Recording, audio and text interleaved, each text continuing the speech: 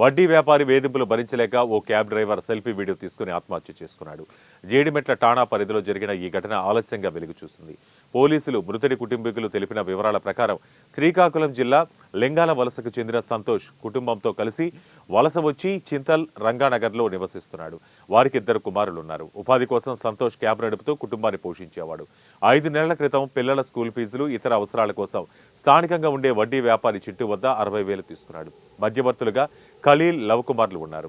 3 నెలల పాటు వడ్డీ చెల్లించాడు. ఆ తర్వాత కారు మరమ్మతులకు గురి కావడంతో డబ్బు చెల్లించలేదు. దీంతో డబ్బులు ఇవ్వాలని ఆ ముగ్గురు ఇంటి వద్దకు వచ్చి వేధింపులకు పాల్పడ్డారు. దీంతో తీవ్ర మనస్తాపం చెందిన సంతోష్ మంగళవారం సాయంత్రం సెల్ఫీ వీడియో తీసుకుని ఉరివేసుకుని ఆత్మహత్య చేసుకున్నాడు. మృతుడి భార్య రూపా ఫిర్యాదు మేరకు కేసు నమోదు చేసినట్లు పోలీసులు తెలిపారు.